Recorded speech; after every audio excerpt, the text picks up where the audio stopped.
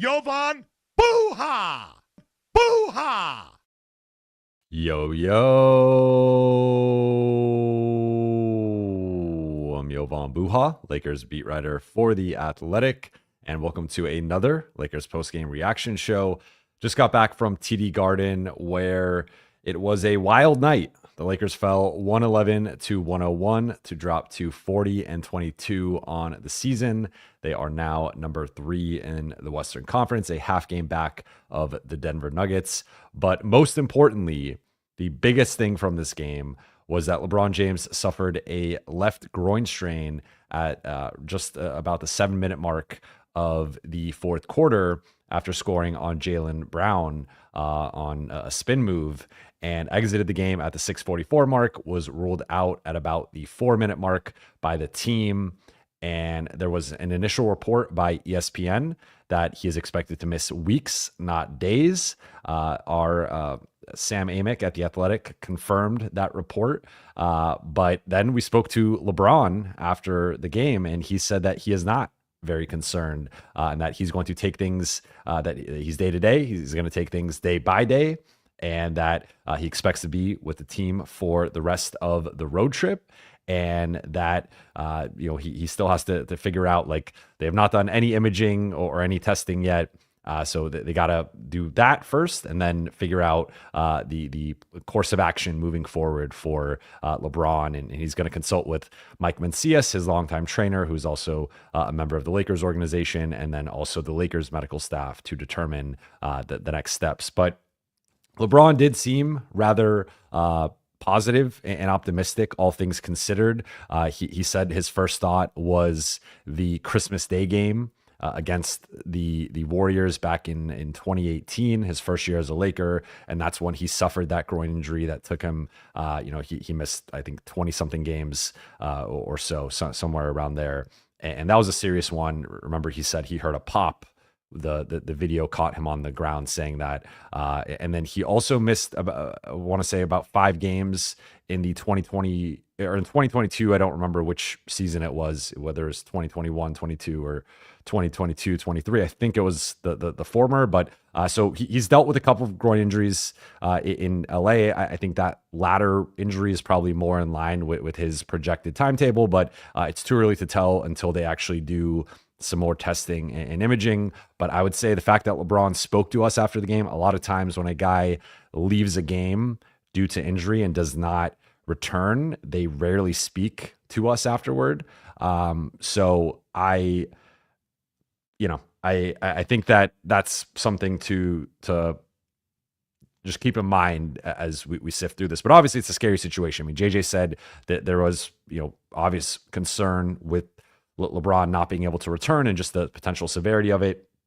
And even with like the best case scenario, typically grade 1 groin strains are a timetable of about 1 to 2 weeks. So if it's like the best case scenario, that probably keeps him out a week, and that would be at Brooklyn, at Milwaukee, at Denver, and then potentially that home game against the Suns on that Sunday when they get back from the road trip. So it feels like conservatively he'll probably miss at least 3 to 4 games. And then obviously if it's a grade 2 strain, that's 4 to 6 weeks. And that's a more serious injury that would keep him out for most of the remaining part of the regular season and potentially getting closer to the start of the playoffs. So I think between the two that there's a clear like a grade 1 and a grade 2 that there's a significant difference in terms of the severity, in terms of the potential timetable, and in terms of the impact on the Lakers season. I think they'll largely be okay if he misses a few games.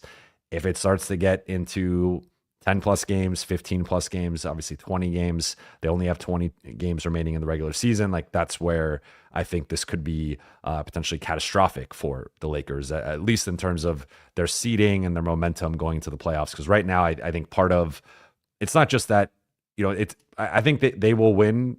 I think they'll be better than people think they'll be, depending on how long LeBron is out. But I think right now that they're still in development, right? Like, this is the 11th game that Luka has played with LeBron, and you want as many of those games and reps and as many minutes on the floor together as possible. So I think that's arguably the biggest thing. Like, sure, could it knock the Lakers from second or third to like fourth or fifth? Yes, that's certainly possible. But I think even beyond that, and that would have an impact because now you're playing OKC in round 2.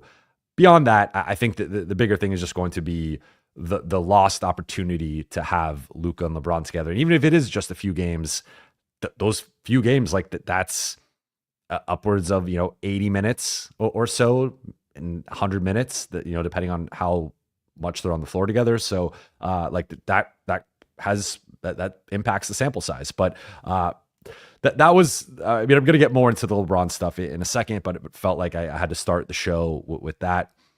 So before we get into our overarching thoughts on this game, stat of the night, notable performers, all that stuff, you guys know the drill. For those watching on YouTube, please be sure to hit that subscribe button, turn on channel notifications, and like and comment on this video. For those for those listening, my brain's all over the place right now. It's a crazy night. For those listening on Apple Podcasts, Spotify, or your podcast platform of choice, please be sure to follow, download, and leave a 5-star review. All right, so Lakers lose 111-101. They have a great start to the game. They get out to a 14-6 lead, and they are bringing it to the Celtics. And I think the backdrop to this game was important because Jaxson, they're without Rui, who we find out pregame is going to miss at least another week, and I will touch on that a little bit later. But then Jaxson Hayes gets, he was questionable prior to today. Then he gets downgraded to doubtful a few hours before the game. And then at that point, he's going to miss the game. So right before JJ talks, he gets ruled out. And then JJ talks about it, and he says it's not serious. But so the Lakers are without 2 of their 3 starting front court players in a matchup where I think they needed those 2 particular players. And at that point, I wasn't writing the Lakers off per se, but I thought that was a significant blow of not having the vertical lob threat in Jaxson, the switchable 7-foot defender, and then not having the 4th option offensively in Rui, a guy who can cut, spot up, punish mismatches, and also defend multiple positions on that side of the ball, and just be another guy that the Lakers could throw at Tatum and Brown. So I thought both of those losses were significant. And I know to people who don't follow the Lakers or pay attention to the Lakers, like that kind of sounds crazy. Like I think there's still a stigma around Jaxson Hayes as a former lottery pick who kind of flamed out in New Orleans, a guy who's on a minimum contract. And a lot of people I don't think the way Jackson's been playing is quite caught up to his public perception, especially in like the national scene. But not having Jaxson, like the Lakers don't have another player on this roster that could do what Jaxson could do. And you saw it tonight, they basically went small for the entire game. Trey Jemison played 6 minutes. Otherwise, it was centerless basketball. And then again, no Rui. So that set sort of a tone for tonight where the Lakers were going to be at a disadvantage. Now, Boston didn't have Kristaps Porzingis either, so that is worth noting. Like, he's better than Rui, he's better than Jaxson. At the same time, I feel like Al Horford is a closer approximation to Kristaps Porzingis, and the Celtics have a lot of reps playing without Porzingis because he's been hurt at various points the last couple of years.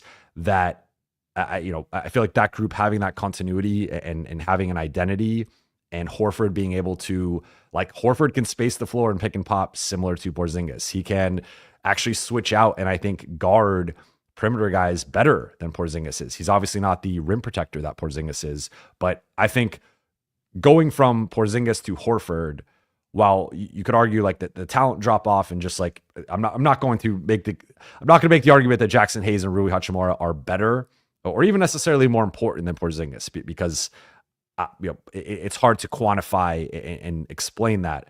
However, the Lakers do not have another player on the roster that can do what Rui does outside of LeBron, but he's obviously doing other things. And then they don't have another player who could do what Jaxson does. So I think the drop off to going to basically just centerless lineups, and also losing some positional versatility in the front court, and some rebounding, some defense, some rim pressure with a roller and a cutter and floor spacer. Like, those were a couple of key losses in this game, to say nothing of them eventually losing LeBron in the fourth quarter.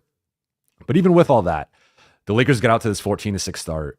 They're tied 33-33 at the end of the first quarter, and they're actually up by 2-4 points late into the second quarter, and then Boston closes it out on a 10-4 run to take, I guess they're up by 2, to take a 4-point lead into halftime. And at that point, it felt like the game was really tilting towards Boston's, in Boston's direction. But the Lakers obviously had halftime to regroup. We've seen this group be resilient, and they were resilient tonight.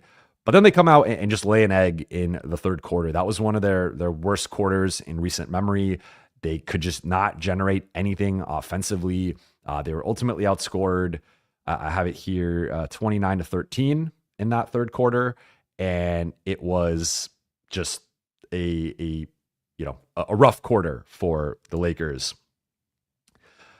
And that's the quarter that cost them the game, because if you look at take away the third quarter, tied at the end of 1, down 4 at halftime, outscore the Celtics by 10 in the fourth. And of course, there's a level of desperation there. So I'm not saying the Lakers would have won, but I think if not for that third quarter, I think this is a much closer game and potentially like a real crunch time situation rather than LA trying to make a desperate comeback late.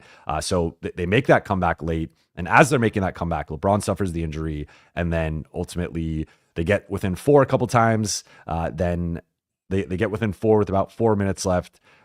Jaylen Brown hits that step back 3. So Luka banks in a 3 for the left wing. He loves the left wing. Like, that's one of my biggest takeaways from Luka over this first 11 games is that's like Luka's spot on the floor. And like he could make almost any shot from the left wing. So he banks in that 3. I want to say he banked it in, if memory serves. And then Jaylen Brown actually gets Luka on him, or Luka was guarding him. And I thought Luka certainly had some rough defensive moments much earlier in the game, but I thought he contested that well. He was dancing with him. He stuck with him. He put his arm up. He contested him, and Jaylen Brown hit a step back, fading away 3-pointer at the top of the arc. And like sometimes you lose a game on those types of shots. Then neither team scores for a minute and a half, and then Jason Tatum hits another 3 to extend the lead from 7 to 10. And at that point, that basically ices the game with 2.5 minutes left. But bigger takeaways, I guess, for me, putting the LeBron injury aside, because again, I'll be touching on that a little bit more in a second. I think the most encouraging thing to me was like there were times where the Lakers offense, you just saw the raw talent and skill and isolation ability. And Boston is incredible defensively.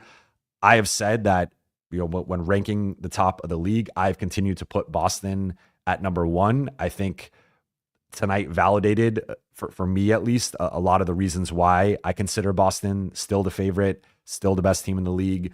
But even with how great they are defensively, with White and Holiday and Brown and Tatum, like I think that's the best perimeter quartet defensively in the league. Even with that, you saw like Luka was able to get his at times. LeBron was able to get his at times. Austin was able to get his at times. And were they able to do it enough to win? No. And will they have to change things offensively to beat this team potentially in the finals if they get there?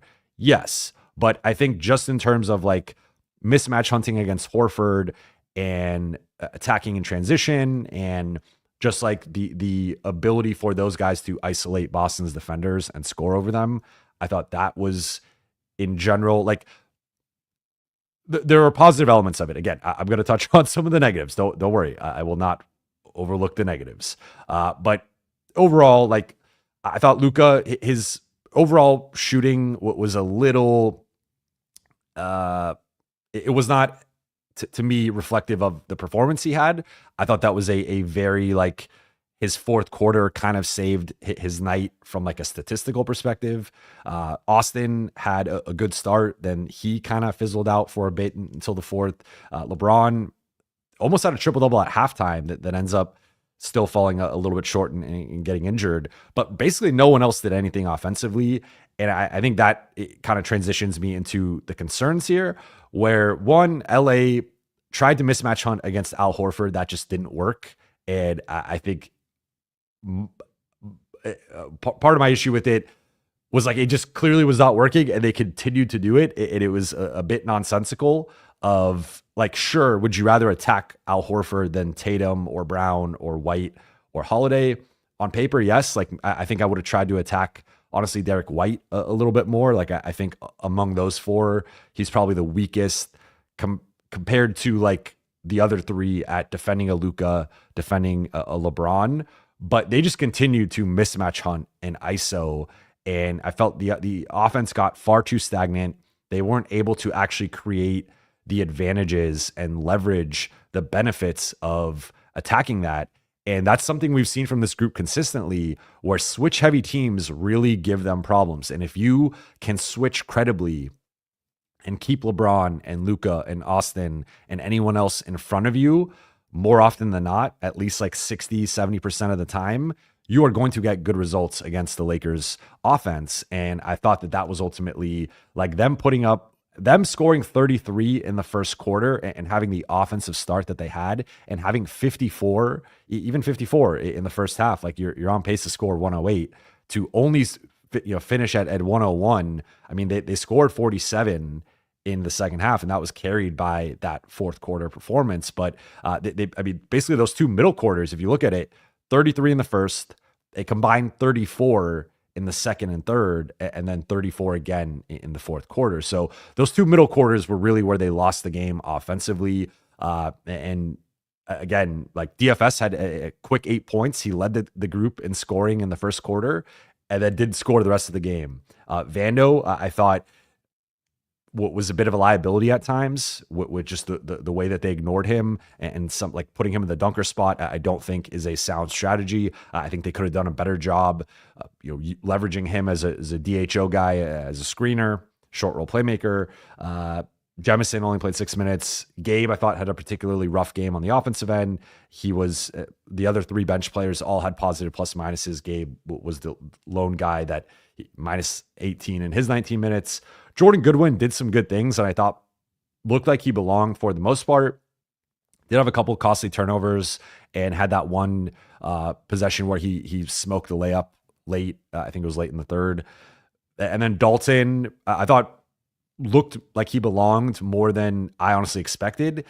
He was someone they tried to target defensively, but he did have 5 rebounds, and he scored 9 points. He led the bench in scoring. But I thought tonight the Lakers really missed Jaxson and Rui. And on the offensive end, I thought the offense devolved again. We've seen this happen countless times. And I think the frustrating part is like, like Boston switches, that's what they do. And that should not have been a surprise. And I think they tried to, it was like trying to put the circle or this, I guess, the square in like the round hole, and it just kept not working, and they kept going to it. And that was something that it was like, okay, you try to ISO Al Horford a few times, and you keep just getting contested jumpers, or you try to drive against him and they're helping and ignoring certain players, and those players just aren't making shots. So it's like, I felt like the Lakers kept trying to do things offensively that just weren't really making sense. And that would be the biggest, arguably, negative. I think the flip side is they got roasted by Tatum and Brown. And interestingly, like the Lakers have shifted toward playing more like the Celtics recently. I had this stat that I tweeted out today as part of a story I wrote on JJ Redick and Joe Mazzulla's relationship, that prior to the Luka trade, the Lakers played 50 games. And in those 50 games, they attempted 40 or more threes in just 7 of them. So that's under 20% of those games. With Luka in the lineup, and then they had the one game against Portland where they didn't do it. So 7 out of 51 technically, including the one game Luka was with the group and didn't play because that was the Portland game. In the 10 games he played in, and now we can say 11, they've attempted 40 or more threes in now 10 of the 11 games. So I don't know that percentage off the top of my head, but that's obviously over 90%. So that's a significant difference in terms of offensive strategy. And I think there are benefits to it. But the other side is like the Lakers have been switching more, and that allows teams to mismatch hunt and cherry pick. And I think it ultimately comes down to how successful you are at doing that. If you're going to go to that approach, and that's where, again, I don't mind the Lakers trying it on their side of the ball, but it was not very successful. And they had some success late. They got out in transition. They got some stops. They won on that run. But on the flip side, like Boston was very successful in targeting Luka, targeting Austin, targeting Dalton, leveraging the Lakers not having a center in the middle, not having a rim protector, not having as much size. They had 11 offensive rebounds, and like looking at it, Drew Holiday had 4. Luke Cornett came in, made a big difference, with 3 offensive rebounds off the bench. So like, I thought Boston was much more strategic with how they attacked the Lakers switching, and ultimately they got the results with Tatum and Brown combining for 71 points and really doing a lot of that in similar style to how the Lakers were trying to attack them. They just were attacking weaker defenders and had more of an advantage. And ultimately, how Austin and Luka hold up against Brown and Tatum, I think that there's a difference there compared to like Luka and LeBron and Austin attacking Al Horford. Like ultimately, like Al Horford is actually historically been a pretty good, and yes, he's getting up there in age and whatnot, but like it wasn't like this. I didn't understand or really, I think that I understood it to an extent, but I felt like they should have won away from it a lot earlier than they did. And then on the defensive side, there were some good things, but the other tricky part with Boston is the Lakers, as we know, have been switching a lot, but then they've been trying to funnel guys to certain spots of the floor and then zone up and leave certain shooters. Against Boston, you can't really leave anybody. You can't leave Tatum. You can't leave you can leave Holiday, but and tonight he went 1 for 3 on threes, but like you can leave White, but like, I mean, KD, like those guys are all like decent to good shooters. So like they're constantly putting lineups out there with 4 or 5 shooters, and tonight didn't even have a good shooting night, went 13 of 38. But I think they're a tough matchup for the Lakers. I think because again, I've talked about teams that can switch, can really gum up the Lakers offense, and then also teams that can match them with the perimeter athleticism and size. That was basically what happened tonight. Like those teams, I think ultimately can have an advantage against the Lakers. So I think there are certainly some positives, and I would have loved to have seen what this would have looked like had Jaxson Hayes and Rui Hachimura played, even if that also meant, let's just say in this hypothetical, that Kristaps Porzingis plays. Like I would have liked to see that chess match a little bit more. Tonight, it felt like we saw a version of the Lakers that we aren't necessarily going to see later in the season, obviously, assuming those guys all come back. But I do think there were some things we could take away that, like, even with Jaxson and Rui, I think the defense would have been better, but they still could have picked on Luka and Austin, and they have that over-the-top shot making that is just really tough to stop. Stat of the night for me is going to be 14 free throws.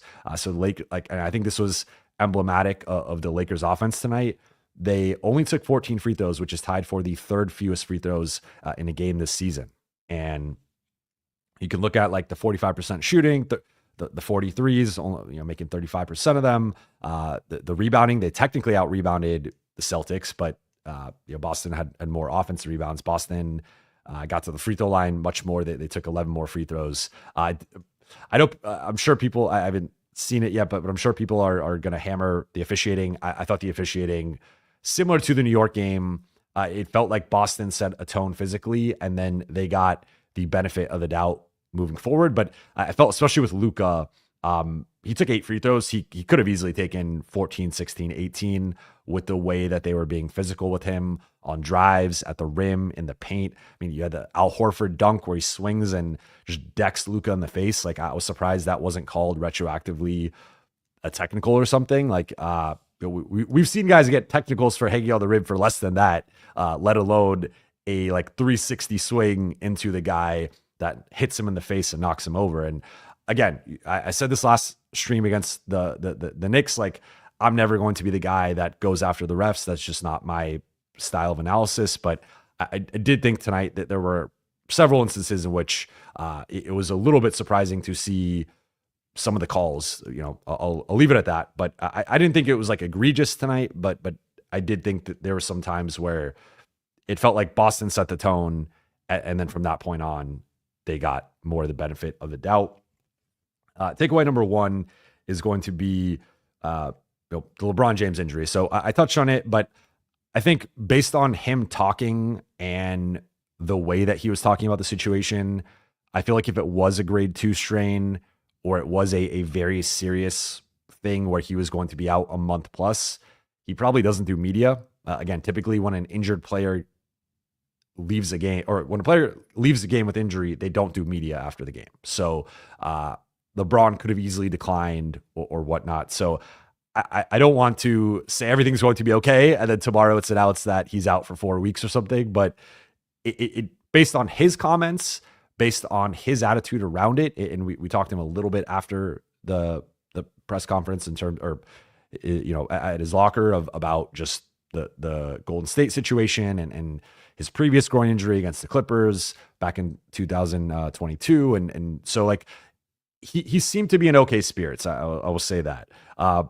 But again, even with the grade 1, typically that's a 1 week minimum absence. So that probably knocks him out at least 3, if not 4 games, and potentially longer. So he's likely going to miss some time. It's just a matter of, is it 4 games or is it like 12 or 18? Like there's a big difference there. So in terms of trying to replace LeBron, though, obviously, like I think that the subplot to this is that Rui is going to miss another week, and I'm going to touch on that with my second takeaway. But like Rui missing a week and LeBron missing a week, now you're out. You're without your 2 starting forwards, and like those are 2 big parts of your offense, 2 big parts of your defense. So like the Lakers are going to be at a disadvantage here.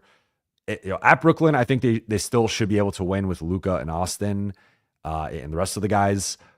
At Milwaukee, at Denver, that back-to-back, like that all of a sudden, like especially if Jaxson is potentially out for that Milwaukee game, you have almost like no backline defense for Giannis and Brook Lopez and like the Dame's going to be a tough matchup for them. So that game becomes a lot tougher. Then you got Jokic, and Rui was a huge part of the game plan. LeBron was a huge part of the game plan. Jaxson defending Aaron Gordon and zoning up and helping. So like that game becomes, to say nothing of, it's a second night of a back-to-back in Denver, arguably the toughest place to play a back-to-back because of the altitude. Like that game becomes a lot tougher. So I think obviously the next few games on this road trip, like, I think a success would be going 2-1. I think the most likely outcome is probably 1-2, but we'll see. I think like Luka and Austin are capable of maybe beating a Milwaukee. I think the at Denver second, like they're going to be up for that game after all of the analysis about the previous matchup, and again, second night of a back-to-back, like that's just going to be a really tough one. Then they got Phoenix on Sunday. I think that's another winnable game with or without LeBron, just based on how they've been playing. But with KD, with Booker, you never know with that group. Like they're still trying to fight and scrap to be in the play-in. So it is going to be difficult to obviously replace LeBron. Like there's really no replacing LeBron. You're going to need some superhuman performances from Luka, which he is capable of. But he also, I haven't even mentioned this, like he was hobbled a bit tonight, said that his back injury that he suffered back in LA was bothering him. You saw him like lumbering up and down the court at times and not really looking as explosive or as quick as he has more recently. Austin has not quite been himself the last couple games since he came back from injury. So like you're going to need Austin to kind of go back to doing what he was doing pre-injury and now being back to that number 2. You're going to need some, I think, better shooting performances from DFS. You're going to need some better shooting performances from Gabe. And I mean, I think you're like Boston is a matchup you can go smaller in, but against Jokic, obviously, like I think you're going to need a certain level of size, whether it's Jemison or Koloko. Same thing with Milwaukee. So Lakers are in a tough spot. I think at least in the short term. Longer term, we'll obviously see what happens with LeBron and what the ultimate prognosis is. And takeaway number 2. So I've been touching on it. Rui's out at least another week. The at least part kind of scares me because how many times have we seen over the last few years the Lakers have, well, this guy will be reevaluated in timetable X and in a week, in 2 weeks. And even with the Rui thing, there was no like official, he was just ruled out of the game, and there was no official update or like it was something that JJ had to be asked pregame, and it was like the 5th or 6th question into the press conference. So the Rui situation, he did say that he is progressing on court and he's in the team's return to play protocol, but like Christian Wood was in the team's return to play protocol. Jared Vanderbilt was in the team's return to play protocol like long before he returned. So I don't think Rui's going to be out like that much longer, but still already ruling him out another week and saying you'll have an update in a week. Like that doesn't mean he will play in a week. That means there will be an update in a week. And is that update he's out another week? Is that update he's going to try to ramp up and practice for a few days or whatever? Like there's a lot of ways that can go. So there's some uncertainty there. And it's one thing just to miss Rui, which is already a big blow, as we saw in the Knicks game and we saw tonight. But it's another thing to miss Rui and LeBron. And that just kind of compounds and like amplifies everything. Then you're also missing Jaxson, which we don't have a timetable for him yet. JJ said it's not expected to be serious, this right knee contusion that he's dealing with, but it was serious enough for him to miss this game, which was obviously a big game and a big game for Jaxson. Remember going back to last year, he was pivotal in the road game on February 1st, 2024, beating Boston in Boston without LeBron and AD. So right now, I mean, the Lakers are without presumably at least one more game, if not multiple. They're without their starting front court. Like this was not a team. I talked about it, and we've seen them withstand some injuries looking at the Knicks game, but like this was not really a group that was built to withstand injuries to their top 8. This is a relatively top heavy group. And even Jordan Goodwin technically is like the 9th man, but he's not even an official roster player if we're like being honest about it. So looking at like the actual roster, there's only so much they could do in terms of reinforcement. So it's going to be interesting to see how they navigate that. Who starts? Like, do they just go Vando, Luka, DFS, Austin, and Gabe, and Dalton, and Jemison? Like, it might be a matchup to matchup thing. That would be my assumption. But I mean, I think that makes obviously the Brooklyn game much tougher, not having those 3 front court players. And then the final thing for me is going to be the potential impact in the standings. So looking at it again, 20 games left for the Lakers. They are now a half game back of Denver, tied in the loss column, 1 game back in the win column. Let's tentatively say they go 1. Let's say they go 1-2 the rest of the trip, but they beat Phoenix. So they go 2-2 over the next week of basketball. That would put them at 42-24, tied in the loss column with Memphis, 1 game ahead of Houston in the loss column, but that's assuming those teams don't lose, which I would assume they lose. Like Memphis has been dropping in the standings. Houston, like I would assume both of those teams that lose at least once more, if not a couple times over the next week. So Lakers should still have like a little bit of a cushion, but if the LeBron injury is longer and it's 2 or 3 or even 4 weeks, like that's where you could see this group slip a bit in the standings. And I think they have enough of a cushion. Like they have a 6-game lead in the loss column over Golden State. They have a 7-game lead in the loss column over Minnesota. I know Golden State is playing much better. They've won 4 in a row, 9 of their last 10. Minnesota's won 4 in a row, 6 of their last 10. So those 2 teams are like ascending up the standings. But I do think with Luka and Austin and potentially getting Rui back within a week and a half, week or so, whatever, Jaxson may be back in a couple games. Like the Lakers should be able to continue to win and like at least tread water. But it does get dicey. Again, like a 4-week absence, I think you are talking about them slipping probably to number 5, if not number 6, depending on like thankfully for them that there's not many games left. So like, I think it's harder for that. Like Golden State just has to keep winning at an insane rate and the Lakers would have to start losing a lot. Like they probably can, I guess, drop as low as 5, but dropping to 5 is like, you're on the road in round 1. Now, if you win, your prize is going to OKC in round 2. And then if you win that, now you're playing likely the 2 or 3 seed on the road as well. And then going to the finals on the road as well. So it's not impossible. It's been done before, But I think that depending on LeBron's injury, depending on how long he's out, depending on how they fare over that stretch, like this is now going to be, I think, a significant factor in like their seeding and ultimately their playoff path and their playoff chances. But with all that said, let's get into the Q&A here. Had a lot to cover, so wanted to, I know I went a little bit longer than normal, but wanted to just get all my thoughts out on the matter. Mint Millions, thank you for the super chat. Sad and mad.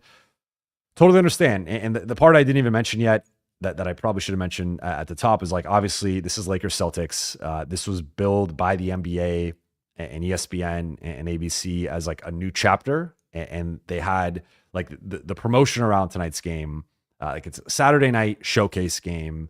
They are billing it as LeBron versus, Luka versus Tatum, and kind of reviving or trying to like amplify that rivalry. And obviously those two faced off in 2024 finals, and they're both Jordan Brand guys. Interesting. Like, and sometimes the sneaker stuff kind of plays a part of this, but I don't think in this case because they're both Jordan Brand guys. But like those are two, I would say most people will consider them two of the top 5 or 6 players in the league.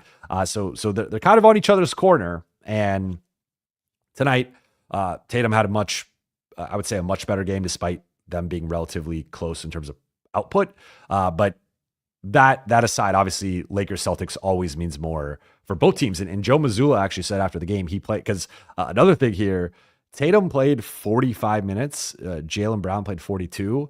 And Joe Mazzulla said part of that was because this was a Lakers-Celtics game and he wanted to win the game and he wanted to watch those guys play. So certainly from the Celtics side, they took this game very seriously. I'm sure there was like a vengeance element to losing in LA by 21 month and a half ago. So yeah, I mean, there's an extra element here of losing to the Celtics is obviously very tough for Laker fans. And I get that. That's the arguably the crappiest part of this, though. I would say that's LeBron's injury is the crappiest part. But yeah.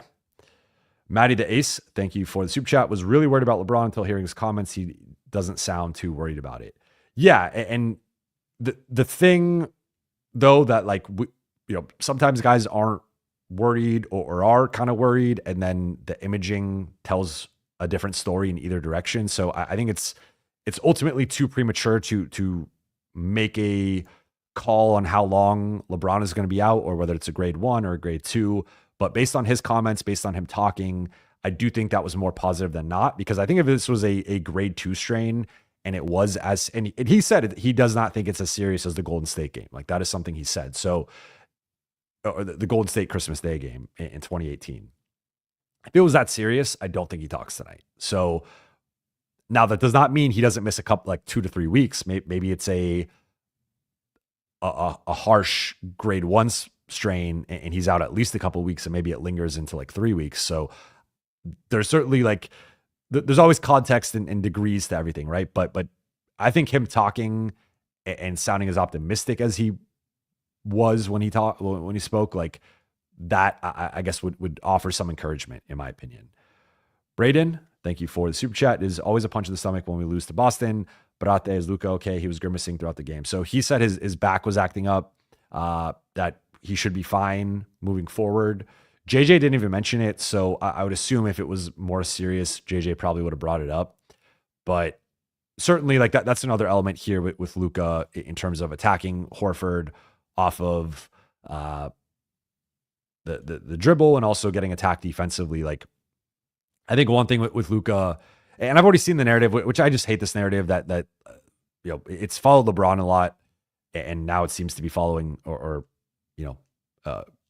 being attributed to Luka as well. Of like they have a bad game or they don't look quite like themselves, and now it's like there's an injury, and it's like, well, LeBron legitimately got injured. LeBron was talking about watching the end of the game and being like so frustrated that he couldn't be out there, and that like this is the moment or the types of moments that he lives for is like Lakers-Celtics, close game down the stretch in Boston. He loves playing in Boston. He loves being the spoil to Boston, and he had to sit out the rest of the game. So like, if you have any idea about LeBron's competitiveness, he does not want to like miss, like it takes a lot for him to go back to the locker room and miss that much, miss the end of a close game. So that, and then with Luka, I think people are now saying, well, because he didn't play as well as maybe he could have or should have, like now they're saying he's faking an injury or whatever. And I just think that's ridiculous.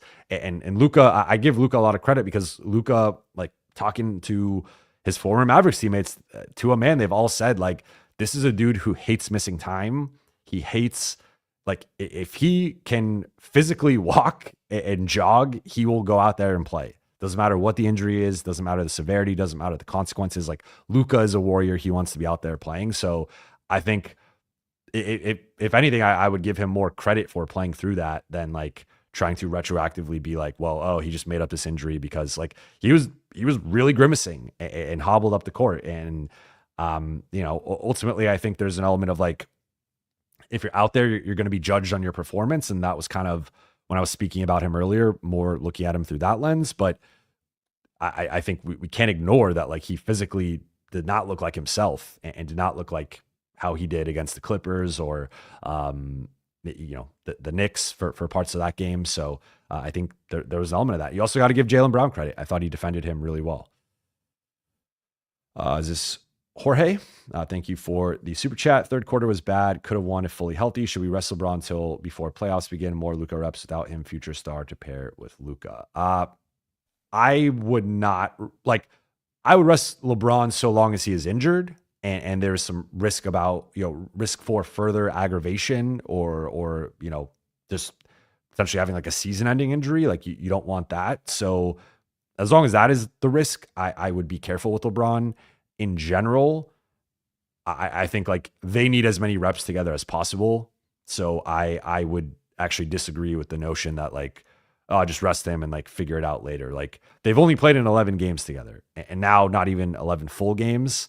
And, I was having this conversation last stream about like midseason moves and like, teams rarely making big midseason moves and then winning a championship. And the two that off, again, the top of my head, and I forgot who pointed out the Gasol one, but I appreciated that. Rasheed Wallace and Marc Gasol. And even then, those two guys are not at the level. Those two guys are not the level of player that Luka is, and they don't change your team to the extent that Luka does. So I think while LeBron and Luka have looked pretty good together for the most part, right? Like they're what now, 8-3 together. They still need as many reps as possible. And especially with this difficult schedule, like it would have been nice to get a rep in, at Milwaukee, at Denver, home against Denver, home against Milwaukee. Like they play Houston and OKC and Memphis and Golden State. And like they got all these important West games. And I think getting them as many reps as possible against the best teams in the league, the best teams in the West, like that's important. So I would not rest LeBron until the playoffs begin, unless that is like what is mandated and what is best for him, not just to rest him. And I don't think you were necessarily saying that, but I just want to be clear on that. More Luka reps without him could be beneficial, but you're not winning the title without LeBron. So I also think like, yes, maybe the non-LeBron minutes can be better in terms of like getting more reps with that and developing that part of your identity, but you're not winning the title without LeBron. And future star to pair with Luka, I think it's too early to tell. I think a lot could change, but I think that the 2026 summer is likely the summer, the first summer that it could be a possibility, I would say. Armin, thank you for the super chat. LeBron seems confident it's not serious. Upcoming stretch too brutal. His pride won't let him load manage. Come back after that fight for three seed 4. Okay. Yeah. I mean, if LeBron misses a week and a half, even 2 weeks, I think the Lakers are ultimately fine. I think you could always find some type of silver lining and maybe this group develops a certain resiliency without him. Cause I think LeBron's been a big, like I've talked about it several times. I think LeBron's been the through line throughout the Lakers' recent success. He's been a big driver on both sides of the ball. And maybe there's an element of they learn how to be successful without him during the stretch. Like I'm grasping for silver linings here. Obviously, you want him healthy. You want the team rolling. You want to keep stacking wins. You want to get him and Luka and AR reps together. But if LeBron is only out a week and a half, even up to 2 weeks, I think the Lakers are ultimately fine. They probably drop 2 to 3 extra games than they would have, and they got to find a way to make that up in the standings. But if it's ultimately they're the 4 seed versus the 2 seed, like that's better than LeBron being out the rest of the season or the rest of the regular season and you dropping to like 5 or 6, right? So you got to maintain the perspective. Michael D, thank you for the super chat. Good opportunity for Luka to imprint himself as the number 1. Yeah, I mean, I think he was already doing that, and I think like he led the group in scoring tonight. I think he would have even if LeBron was healthy down the stretch. He did against the Knicks. I think he's done it in 4 of the past 5 games, I want to say. So it does feel like Luka's turned a corner overall. We'll see, obviously, with the back, kind of how that progresses. But assuming he's okay to go, I think he's already turned that corner. But again, more reps, I guess. Like you try to find the silver lining with everything, and I guess that's it. G Isobar, thank you for the super chat. Luka versus Brown reminds me of Kobe versus Rubin before he figured it out. Rui and Jaxson are missed, and Kleba intrigues me if he could come back. Thanks, Jovan. That's an interesting one. I would say obviously Brown is a much better player than Ruben Patterson, but there is like we saw it even with OG Anunoby. I thought OG Anunoby had some good defensive possessions against Luka. Like I think there is a difference when he's going up against a strong athletic wing versus a like quicker, rangier one. I think if he doesn't have a significant physical advantage, especially more recently when he hasn't, I think he has been coming back from the calf and now dealing with his back thing. And like, he hasn't always had the burst that he had even earlier in the season with Dallas. Like that's where that can bother him a little bit, but I think he's going to be fine. I don't. So to your question, like, I think he'll be fine. But everything else, I'm with you. Yeah. Ooh, to the we. Thank you for the super chat. Lakers are missing 2 starters. Celtics rested their starters last game. LeBron leaves early and refs are sus. TBH. Boston is great, but we could beat them. Yeah, I mean, I do want to point out the Porzingis loss because in my opinion, he's their 3rd or 4th best player. So like, I don't want to overlook that. But yes, the Lakers were without 2 starters. Boston really wanted this game. Again, they played Tatum 45 minutes in regulation. Like they were going for it. LeBron left early. If LeBron's out there during that run to cut it to 4 again, like maybe they actually get over that hump and win this or force overtime or whatever. So yeah, I think like it was a good measuring stick game, and it wasn't even fully a measuring stick game because the Lakers are missing 2 guys. Boston was missing a guy. And so neither team was at full strength. I do think it does show like, I mean, if these 2 teams were playing in a series tomorrow, I would pick Boston. I think it in my opinion, it's kind of clear that Boston's the better team, but it doesn't mean they're not beatable, and doesn't mean, remember, and I've talked about this before, including last stream, like when we're talking about the Lakers potentially in the finals, think about how, like, that's 3.5 months from now, 3 months from now. Think about how, like, they would have won 3 series in the West, that they would have been gelling, have all these reps together, all this continuity. So like right now, I think Boston's better. Does that mean Boston's going to be better in mid-June? Not necessarily. The Lakers can be the better team in mid-June. So Boston will have home court advantage, which is a factor, but I think the Lakers can beat them. I think the margin for error is very low in that series, and I think Boston's margin for error is much higher. But certainly with Luka and LeBron, like I would not expect Tatum and Brown to outplay them every game. And I think it might just come down to like which star tandem is better. RGN, Cal 4, 6 games in 7 days. These guys got to rest at some point. And thank you for the super chat. Yeah, this is a brutal stretch here coming up. I mean, I'll pull it up here. I know part of it off the top of my head, but if we go to the Lakers schedule, it is at Brook. Yeah, it really starts the Milwaukee, Denver. It's 6 games in 8 days, where at Milwaukee, at Denver, day off to come home. Then you play, not only do they get a day off to come home, they play Phoenix the next morning at 12:30 Pacific time. So they have to be at the arena by like 9:30. Like that is pretty crazy. So like how this works is like they fly out after the game. So Denver game is going to be at 7:30 Mountain Time. So that game will end at 10. The buses will probably leave around in between like 11 and 11:30. And then they will probably leave, I would guess, around like 12:31.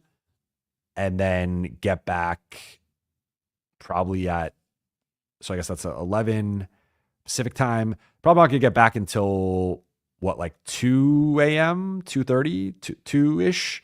And then you obviously have to get off the plane, like deplane, get your luggage, all that stuff, then go home. So these guys aren't going to be home really until like 3:15, 3:30 a.m. on Saturday. Then they're going to be off Saturday and rest and recover, right, for like less than a day. Then they have to be at the arena by like 9:30 on Sunday. So like that's a brutal turnaround coming off of a road trip. Then they play Phoenix, then San Antonio back to back. Then they have a day off, then Denver, Milwaukee back to back. So that's just a brutal 6-game in 8-day stretch. And that also, I think, kind of complicates things a little bit with LeBron. Like, because then at that point, if he's missing the Phoenix game, does he just miss the San Antonio game as well? And then he comes back, and then it's like immediately a back-to-back against Denver and Milwaukee. Does he play in both those games? Does he play in one of those games? So like a lot to be determined with this, but not a great stretch for the Lakers to be dealing with injuries, both in terms of opponents and in terms of like literal cramming games into a short amount of time. Stephanopoulos, thank you for the super chat. Do you think they're saving the Luka LeBron 2-man game until the playoffs? Weird that we haven't seen many sets with those two playing off each other. I actually asked JJ Redick about this pregame, and he completely shut me down. He said, I asked him, I was like, you guys have like run LeBron Luka 2-man stuff in some senses, but like not directly, just like a 2-man game screening for each other. Like, is that something that you feel like has to happen organically, or are you guys going to try to manufacture that? Or like, how do you view that? And he was just like, I don't remember. I mean, I could pull up what he said. 1 second. JJ said, I think we're good right now. So, completely shot me down. He was very focused pregame, but yeah, completely like always great when you ask a question and just get shot down like that. But RJ brings up a good point here. So because that's a Brown Tatum switch with the crying emoji, now with Boston, it was not a Boston specific question. So with Boston, I agree with you, but most teams do not have a like two wing defenders who can match up with LeBron and Luka. And even if, just think about it this way, like even if, so like Brown Tatum is Brown Tatum, but like go down the list and like how many teams actually have two same sized, same quality, defensive wings that can just switch that. And even like thinking about New York, well, let's go back to the Knicks game. On paper, Bridges, Anunoby, Hart, there was a reason why they put Anunoby on Luka. And I think targeting Bridges or targeting Hart, and like targeting is such a harsh word that it's it sounds like they're a bad defender. They're not, but like Luka has more of an advantage against either one of those guys than he does against Anunoby. So I think there are like real benefits to it against a lot of teams. Now there certainly are some teams like the Celtics where it might not be as much of an advantage, though I would even say you can run, because remember, Boston switches everything.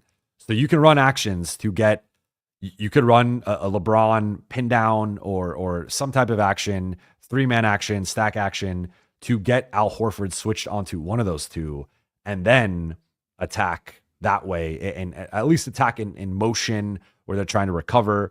That said, I don't think Boston is the best. Like maybe it wasn't the right game for me to ask JJ about this pregame, but I think in general, there are some times where teams will hide a big on LeBron or hide a smaller player on one of the two. And those are the times when it's like, yes, you can run a screening action with Jaxson or with Vando or with DFS or with Rui, but why not just do it with LeBron? And he can roll, he can pop, he can kind of flare out to be like a safety valve. Like there are so many different ways you can attack that. So I would like to just at least see it. And if you run it, because I would also argue like it's kind of better than one of those guys just ISOing like everyone's standing around and then that player just taking like a step back jumper. Like with Luka, I think it's a little different because he's so good at that shot and he's even made it so much as a Laker. But like I would like to see a little bit more variation within the offense at least. And I think this is like a wrinkle that against certain teams they can certainly target, and I just don't. And maybe JJ would push back on this and just say like the team's going to switch it no matter what. But I would say there are certain teams where like you want some of these guys switching on to Luka or to LeBron. So like why not?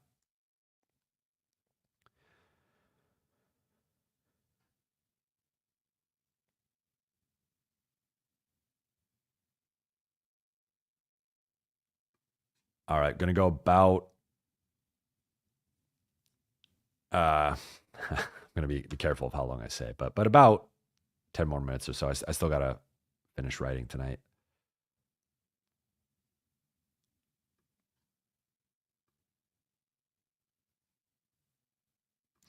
Mr. Matsuda, Tatum pushes off a lot. Yeah, I mean, I think Boston dictated the terms of physicality tonight, to be honest. And I think that's another area where LA missed Rui and Jaxson tonight. Bloodhound, remember Jovan, you're 1 hour ahead. Well, I'm technically 3 hours ahead for now.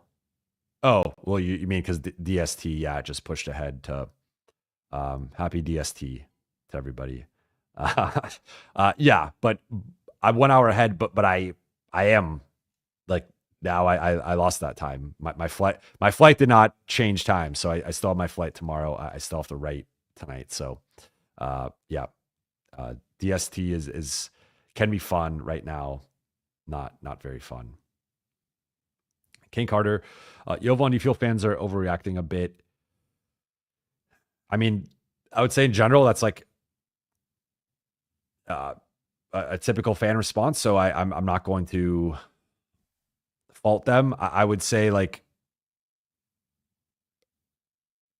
for like it depends what they're overreacting to. If they're overreacting to the LeBron injury, I think there is a clear downside if LeBron is to miss a significant amount of time. So I don't think like that potential fear or concern is unwarranted.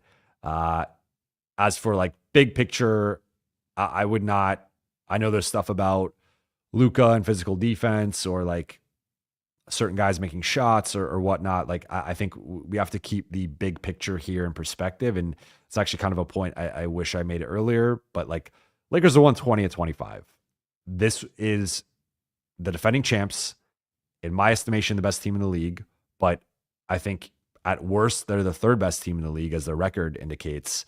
And like the Lakers losing to a top 3 team in the league on the road without LeBron for the final 7 minutes, like I don't think that's not like a shameful loss. Like sure, when we factor in Lakers-Celtics, the history, the rivalry, like I get that adds a different emotional layer to it. So that I understand. If you're upset about losing to Boston, I get it. So I'm not going to tell you not to be upset about that. But if we're just purely looking at this from an objective perspective of like taking out the rivalry, taking out what Lakers-Celtics means, which I know is hard to do. I'm not saying, but like if we're just looking at the results here, like it's one game, they lost to a top 3 team. Like I think that they have turned a corner here, and we'll see ultimately with Brooklyn, like where they've been faring like pretty well against good teams, and it's really been sometimes like the mental focus against the lesser teams, and now with Brooklyn, based on them losing this game, and I mean I'm going to assume LeBron is going to miss the Brooklyn game. Rui's going to miss the Brooklyn game. Jaxson might miss the Brooklyn game. Like their margin of error is gone there. Like everybody has to be locked in. So, is there maybe some overreaction? Sure. But like, I think it depends like which thing is being reacted to.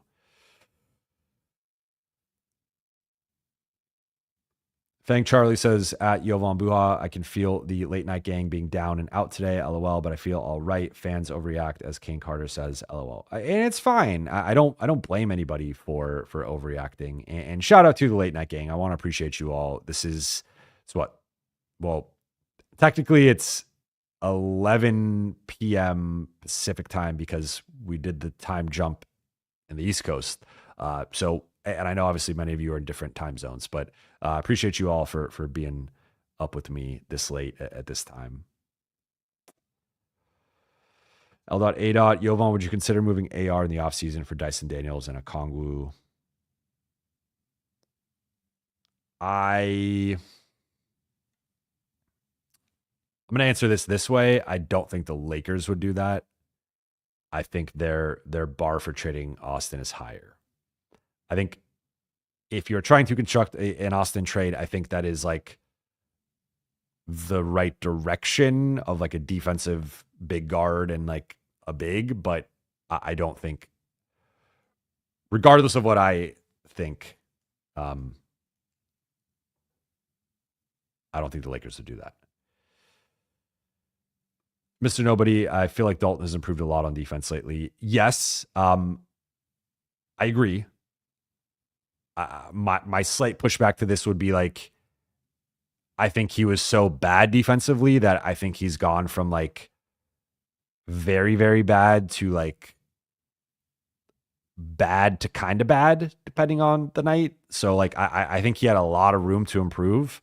I think we have seen a bit more physicality, a bit more him being locked into the game plan and understanding the game plan.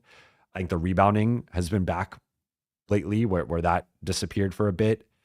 And I don't think he's been as like, for lack of a better term, like spacey on that end of the floor. But I still think in terms of like point of attack defense, corralling, ball handling, that's still not a strong suit of his. And there's just going to be some physical limitations there. But I do give him credit. Like it has been better. And it's been to the point where I think before there was an element of like, if he wasn't making shots, it was really hard to justify him being out there other than just like being a warm body. And now I think he is playing because of how bad the defense was. Now I think it's getting to a level where it's like, you can keep him out there and hope that he finds that rhythm offensively. And he's not just going to like kill every lineup defensively. Cause I think part of it's just him being a rookie, but also, I mean, he's about to be 24. It's not like he's that young either. So yeah, I mean, I think there's certainly a defense limitation there.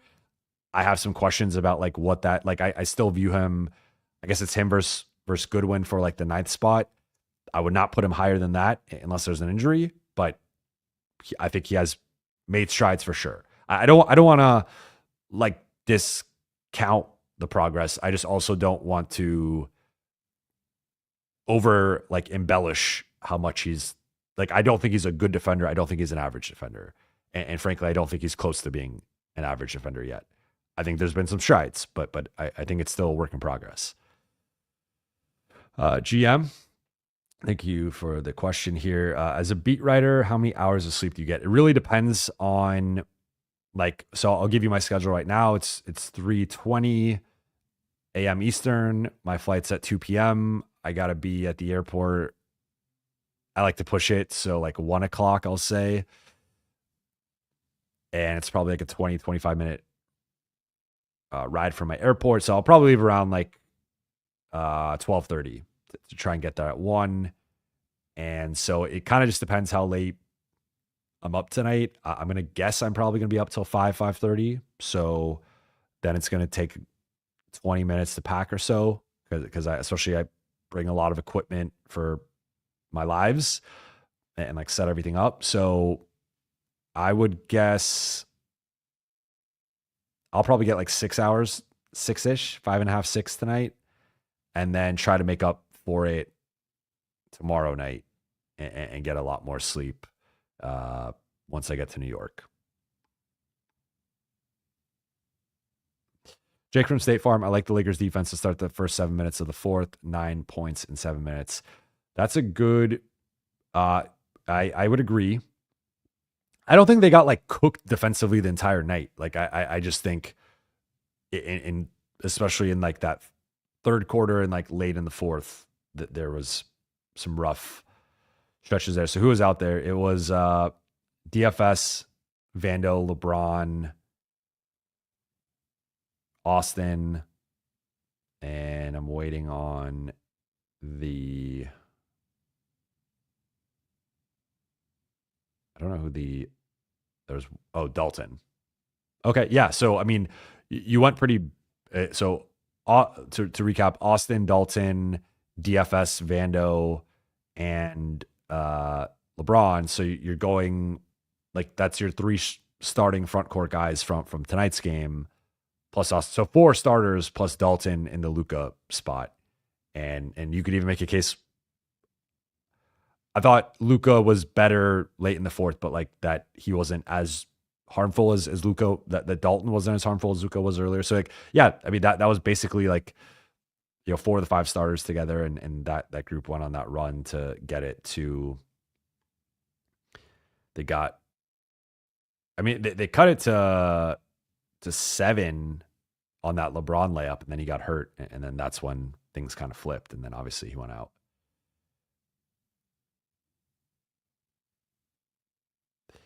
RJ says there's just not a healthy respect for Boston when they really want to get up for a game. That's been my contention. And I know that obviously this is coming from a Lakers perspective. So I get the Boston disdain, right? Hate. We ought to use the word hate. But as I've said, I try to view these things as objectively as I possibly can. And I just think if that team is like healthy, they would be my current pick to be the champs. But a lot can change, and I think the Lakers have the potential to win the championship. Again, I've had them 4th. I've not flipped on that. Like tonight doesn't change my opinion. If anything, I think there were some encouraging things with the Boston game that like further cement to me that this Lakers team deserves to be number 4 right now. Now, can they jump into the top 3? And ultimately, you could even win the title. Like the best team doesn't always win every season, or like the best team on paper. To be clear, I think whoever wins deserves the title of best team. You're the champs. So the Lakers could be on paper the 4th best team and still win the title. Like that's happened before. So like Dallas was not the best team in the West on paper last year. They came out of the West. So, like there's still a lot of time for them to grow. And that's one of the things, again, with the LeBron injury that like you just hope they get that chance.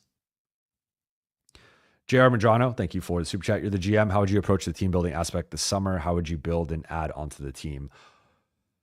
So the tough part of this question for me is that I think a lot of times the playoffs are like the truth teller of who belongs, who doesn't. And so it's hard for me to answer this question without seeing this group in the playoffs. And like, I think I could give you a much better answer on June 28th than, or even like right before the draft, but post finals than right now. However, without that knowledge, I think the ideal way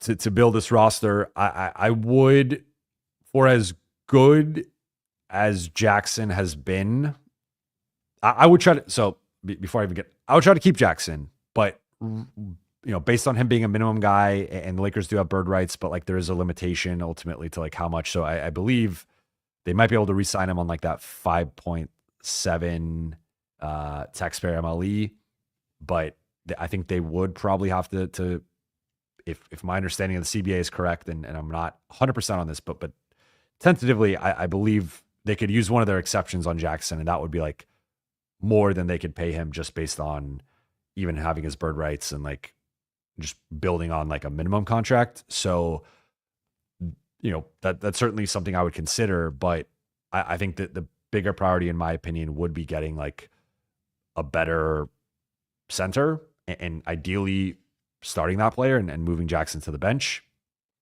and him still playing a big role off the bench. I think the two, like the name I probably like the most is Nick Claxton, but he's also making a salary that's like pretty hard to match. And it's hard to not, like, you could get there with Gabe and Kleba and like one other player, depending on who, like, could you throw in Shake and something else? Maybe you're kind of like right there. And you have a little bit more flexibility with trading in the offseason because you can take on some more money. I'm not quite sure how the apron stuff works in the offseason, but I'm pretty sure post June 30th, you can take on some more money, but then you have to like reallocate it by a certain, like, basically by the end of the next fiscal period. So they have some flexibility there to kind of do that. As long, like, though, if they go into the second apron, obviously, then they're a second apron team. So that limits what they do from that point on. So I think within staying under the second apron, that they're, and again, depending on, like, obviously if they're a first apron team, there are some limitations with that. But like, as long as they're operating within the rules, I guess if they're a first apron team, they can't take back more money. So I'm going to amend that statement slightly, but they might not necessarily be a first apron team, depending on what happens with some of their offseason decisions. So, I mean, I potentially run it back and just try and get a better center. It's hard to run it back. You're obviously not fully running it back. And then losing Gabe is potentially like a that's not like like that's a notable loss. I don't know. It's tough. Like I think you do at least consider like what the team would look like without Austin, but I think the way that they would value potentially moving Austin would be very high. And I don't think, to go back to like the Dyson Daniels, Okongwu, and I don't even know if Atlanta does that, because I know they're very high on Okongwu and Dyson. Like, I think that they're very high on both those guys. So I think that might be a team or a trade that neither team is necessarily interested in, especially when considering pairing Austin with Trey. I don't think that backcourt would work defensively, unless they're trading Trey, and then that's a whole other conversation. But I don't know. It's tough. Like, I would try to keep most of the group together. Like, I would certainly, of course, you try to extend Luka. I think would probably wait until the next summer and then sign like a 2+1. You have the LeBron situation in his contract. You have Austin. I think you keep Rui with how important he's been. I think you try to re-sign or extend DFS. And that's like your core five. You still have Vando under contract. You still have Dalton. And then Jaxson might just come down to like what you could do at the center spot. And then Gabe, I think, is arguably the most expendable of like the key rotation guys, though ideally you find a way to keep him. Like, I think you basically try to add to the roster as much as you can without taking away from it. But if you have to, then I think there's a certain like pecking order in terms of which guys I'd be willing to trade, which guys I wouldn't. I think those core five would be the five I would try to roll over into next season. And then everyone else is like, I'm open to moving depending on the price, depending on the player. But it is ultimately tough to say this without seeing like how far do they go. Like, if they win the championship, I think you try to run it back or as close to run it back as possible. If you lose, then it's like, why did they lose? Who was the weak link there? Like, who didn't perform? Who underperformed? There's a lot of questions that come with that. So that's how I view it. All right. I see got another super chat.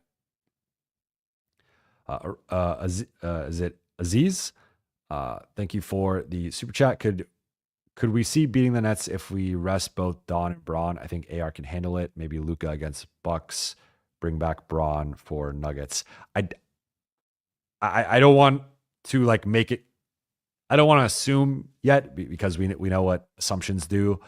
But I would tentatively assume. I'm going to contradict myself here. I would tentatively assume LeBron is out the rest of the road trip. I just don't see how he.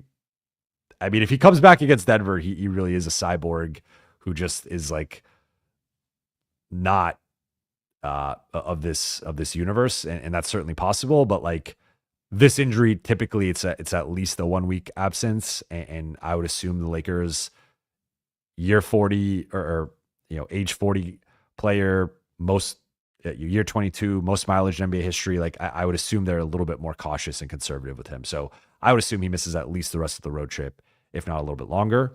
Then I would not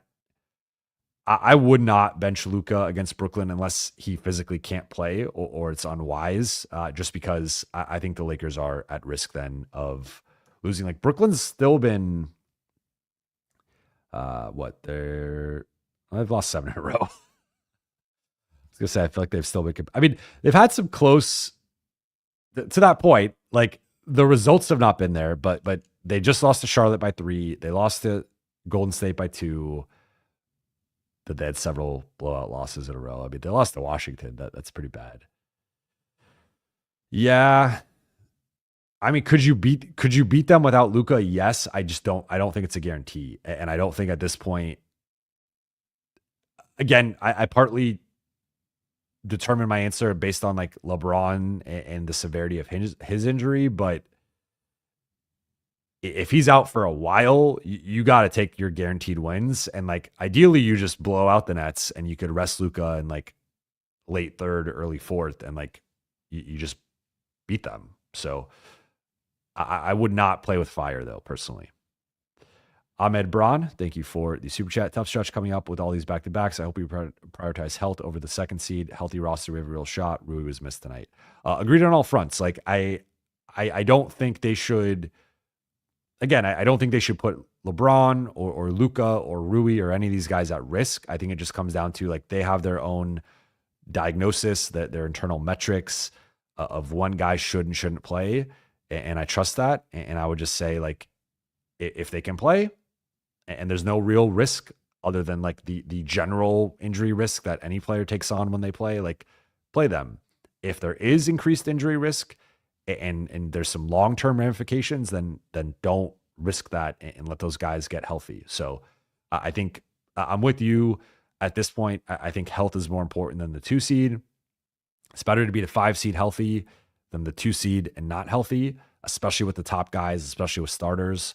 So I'm with you. And yeah, Rui was really missed tonight. And I think, again, I know certainly with Jaxson, I think there's still a stigma. I think even with Rui, like a lot of people, I saw people talking about the Porzingis injury. I saw people talking about LeBron leaving, but I was like, they were missing 2 starters and 2 important guys. So like, don't overlook that. Samir Dude, thank you for the super chat. How long do you think LeBron will be out given that he downplayed the injury? It's really tough to say. I think, as I've said, like grade 1 is 1 to 2 week injury. So at a minimum, I would say a week. If you made like, it's really tough to say without knowing the severity. So like if it's grade 1, maybe he just misses the next like 4 or 5 games, and maybe, rest of the road trip, the Phoenix San Antonio game, back to back, and then maybe comes back against Denver. If it's grade 2, we're looking at like a minimum of 3 weeks, if not 4. And that's a totally different conversation, because now we're talking about him coming back in like early to mid-April, and that's just a tough place to be right before the playoffs. So yeah, I would tentatively say like, if it's a grade 1 and it is as optimistic as he was indicating, it's probably like week and a half, maybe 2 weeks tops. But if it's a grade 2, then again, now we're talking about 3-4 weeks, maybe even up to 6 weeks. And that's a totally different situation in terms of how it impacts the group. Going to go a few more minutes here, and I mean it.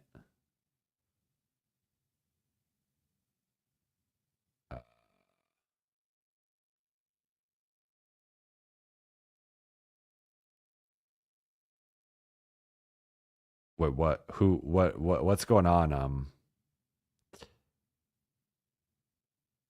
right, let's keep it. Let's keep it. We're all part of the late night gang here. All right, keep it good in the chat. Low Stanfield, Lakers aren't trading Austin unless the star is involved. LMAO. Yes, I don't know which side of this you're taking, but that's what I've consistently reported for multiple years now, and I don't see that changing. So, Tali Khalifa, peace and love, gang. Yes, exactly. Fang Charlie says, stop it. You're going to get aggregated. Yeah, I mean, please don't aggregate me. I've said I don't know how long he's going to be out. I'm just making an educated guess based on the injury, the potential injury, and like him being optimistic about it. But I don't know. That's the real answer is I don't know. Gary A, didn't he say he heard a pop that doesn't sound good grade, or that doesn't sound grade 1? No, he did not. That was the first time he did it in 2018 against Golden State. We specifically asked him after the scrum if he heard a pop, if it's similar to Golden State. He said no. So he did like feel a pain there, and that's where he got worried, but no. Kane Carter, Jovan, how much sleep do you get on flight? Do you get on flights? I'm actually, so I'm a horrible sleeper, and this probably goes back to high school because I was a big, like, I'm gonna briefly throw my mom under the bus here. I did have a TV in my room, which had pros and cons. The cons were I could watch TV all night and also play Xbox all night. So in high school, I still maintain good grades and I still play basketball, but a lot of nights I developed some bad habits of like sleeping 4 or 5, upwards of 6 hours a night because I just became a night owl and was upset and watching movies, watching TV shows, playing Xbox. So in general, I'm a terrible sleeper. I probably go to bed on average like 2:30, 3 a.m. on like a normal night, and then have to get up depending on the day, maybe around 9. And then, but if it's like trade season, now all of a sudden my phone's on like loud and I'm not really sleeping much. Like, so then sometimes I got to travel. Then like now my body clock's all over the place because me going to bed at 3 a.m. here is 6 a.m. here. Right. So probably helps me writing this story tonight, but doesn't really help me, just like live a normal life. So I'm long story short, I'm a horrible sleeper, but on planes I knock out. I'm the LeBron James of sleeping on a plane. Like I can sleep at any point, and I don't know what it is. It's almost like a hypnotic, like mental thing for me, but like I can knock out on a plane at any point. So I do often try to catch up with my sleep on planes, but it's also not like the best quality of sleep because you're sitting, you're in this like awkward position, especially for me being tall. Like I'm always kind of like hunched or leaning or whatever. So I will wake up with like shoulder pain, back pain, neck pain, whatever. But I'm actually really good. So I would say however long I need to try to get to sleep on a plane is how long I will sleep. And I could sleep like before we go up in the sky to when we touch down. Like I can sleep that whole time. So what are my like best talents?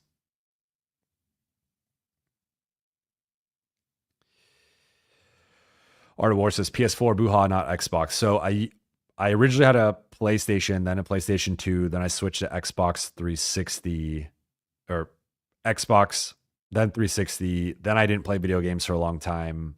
Then I just got Series S that I play with my son. Kate Carter, Jovan, you still became 6'5" with no sleep. You defied the odds. Did you have good genes and drink milk? I did drink milk. And yeah, I mean, my whole family's like, I would guess the average male in my family's like 6'2", 6'3". So I am on the taller side for my family. But like, I mean, my dad's 6'4", 6'5". My brother's, I guess, 6'6". Yeah. All right. Let's move on to some Lakers stuff, unless you guys want more personal stuff. Spring Magic. Jovan, what do you think the latest LeBron story means related to the injury? I guess optimistic. So I have talked about this. If you want the longer version, I would say go rewatch earlier in the show. But to recap, I think LeBron talking tonight and saying that he did not have a lot of concern, like he has been open in the past about being concerned about an injury.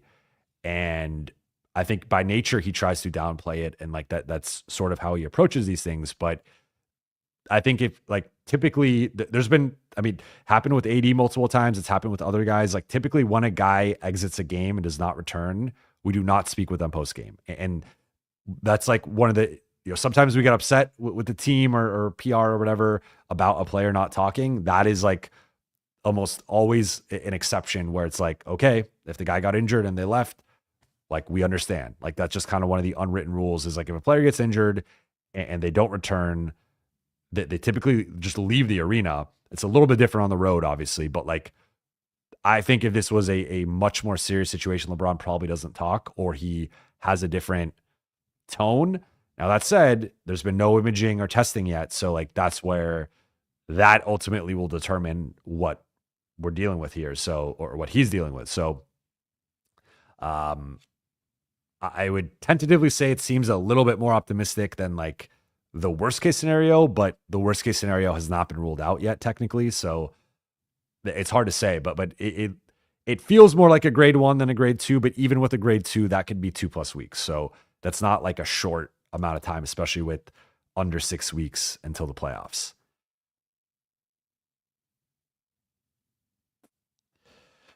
Britain, Jovan, you have to fly first class because that economy is killer if you're tall. I'm 6'4", and those flights kill me. I typically get upgraded to, so I always fly Delta for the most part. I typically get upgraded to Delta Comfort or Comfort Plus because of my status, and sometimes I get upgraded to first class depending on where I'm flying. So I will say getting upgraded certainly helps, but even then, sometimes it's a little rough. And sometimes I get upgraded to like the middle seat, and that's a different thing where like it's technically more leg space, but that I'm still kind of cramped with the two people next to me. So yeah, I mean, I'm not complaining by any means. I'm just giving you context. Braden, Brate, do you think Austin has a bounce back game against the Nets? I do. Like, I think again, I like to give guys grace coming off of an injury, and it's been 2 games for Austin, and he got thrown into the fire against the Knicks and the Celtics, like two of the best teams in the league, 2 teams on paper that like should give him some problems because they have a bunch of good physical perimeter guys. I think the Nets don't quite have that, and I think he will have a much better performance on Monday. L.A. Jovan, do you ever think Luka gets his quickness and athleticism back from 2-3 years ago? He's like a completely different player the past year. I think it's probably going to be difficult for him to fully get back there this season, if not impossible, just because of how much time's left. But I think with an off season of health and rest and recovery, and also learning from LeBron and being in a different situation in LA, like I think he can get back there for next season or close to it in terms of physical shape and quickness and burst and stuff. I think it's hard to do in season. Like I think you can get back to like your physical peak of whatever that is currently, but I think clearly like, I mean, I think that the conditioning and the weight, like I've noticed a difference in just being up close around him. I feel like his body's looked a bit leaner than when he first got there. I think the conditioning, he's made a lot of strides, and now that's different than quickness and athleticism. I think part of it is he's put on a little bit more weight over the last couple of years, and I don't even think it's all like, when you hear weight, you immediately think fat, but I also think he's partly bulked up and gotten stronger, and he kind of has a similar like dynamic to Jokic, where it's just like he's so strong at that position that like it's really hard for guys to disrupt him. So I think honestly, not unlike AD. I think AD is another guy who's kind of bulked up over the last few years, and like that kind of affected his quickness and athleticism. So I think with an off season, being with the team, being with LeBron, I think he'll be in better shape going to next season and have more of that quickness and athleticism and burst back. But that is still obviously next season and not this season. So I think there's probably a limitation to what it can be this season, but I still think we saw the Denver game, we saw the Knicks game, we saw the Clippers games. Like that player can still be arguably the best player in the league. I did not see LeBron's Instagram story. So I don't know what that is. If you guys can update me. Braden, Jovan, I'm assuming going forward, JJ will constantly have either Luka or Austin on the court, right? Yeah, that would be my assumption. That's what it should be, but obviously sometimes, you know, but especially if LeBron's out, yeah. Ken Carter, Jovan, do you think it's better to be lighter to retain your jump shot, even if a player, especially since we've seen guys gain weight, their jumpers get hitched? Yeah, I think but like the jumper is not the only thing though, right? Like a jumper is a big part of your game, but there's also rebounding, defense, posting up, backing down guys. Like there's a lot of parts to the game, but certainly I think the challenge that everyone's trying to find is like, how can I put on weight, gain strength, bulk up to my maximum that's not going to affect my jumper? Or how do I change my jumper once I've done that? And I think it's a little bit easier with like guards and wings than big men. But I do think in general it's better to be lighter, but obviously you got to maintain a certain level of strength and whatnot.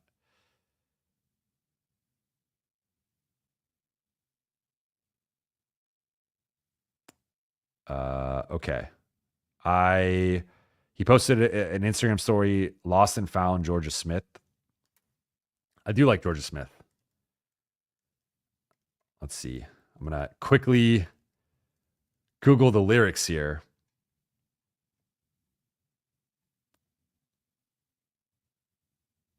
Just, I've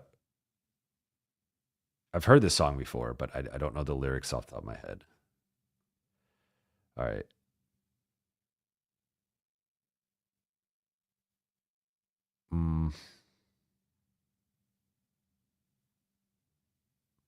The chorus is, why do we all fall down with innocence still on the ground?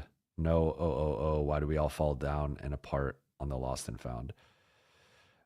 It's like a love song. I'm not sure. I don't see a correlation here, but yeah.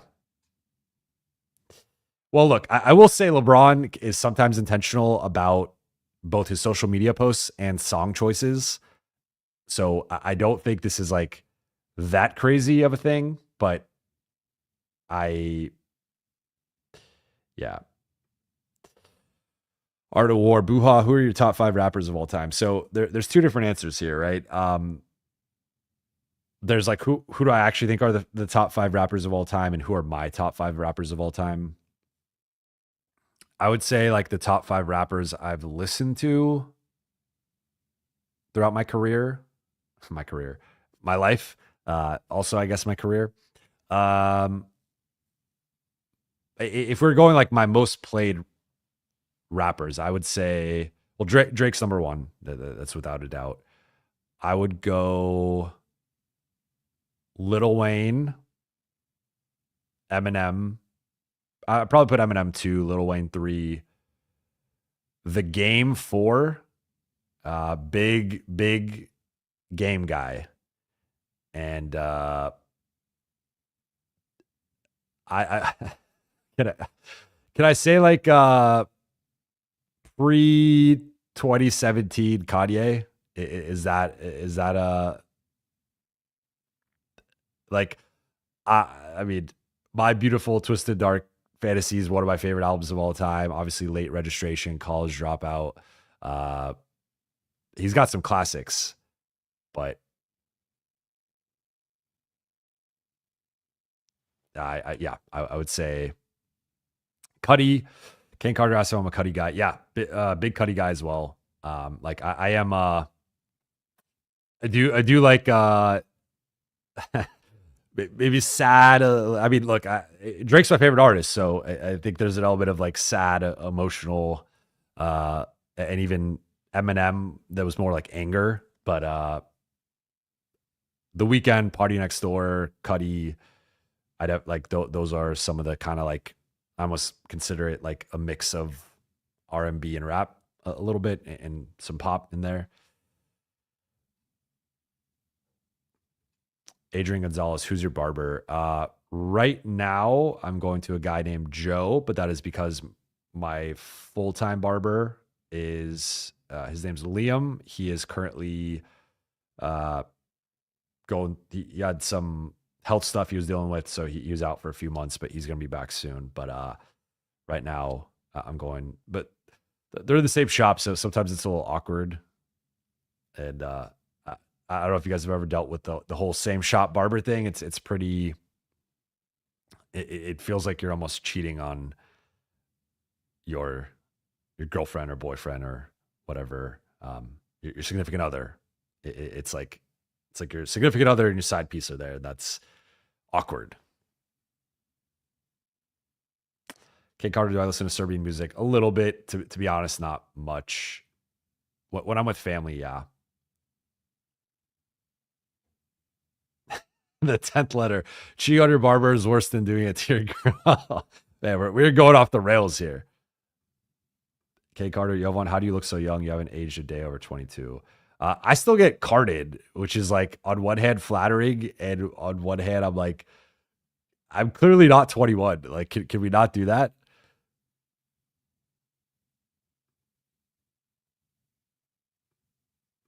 Mixoflix, what hairspray do you use? I don't use hairspray.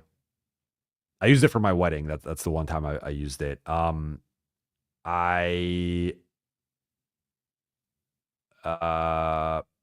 I'll get to you, Art of War, in a second. So what I do, I've talked about this before, but quickly, shower, don't shampoo too much. Twice a week's fine. Condition 4 to 6 times a week. Shower every day, hopefully. Then dampen or get your hair damp, not fully like sopping wet. Spray a little either texture spray or sea salt spray in your hair. This is only if you have my type of hair, so this does not apply to everybody, but just sharing what I do. Blow dry it, and if you want to get specific with blow drying, you go like medium, not too hot, and then cool to end it to kind of lock it into place. There's a whole science behind it. Then put in a little dime-sized scoop of hair product and kind of put it the way you want it. So that's my whole hair thing. Now, Art of War.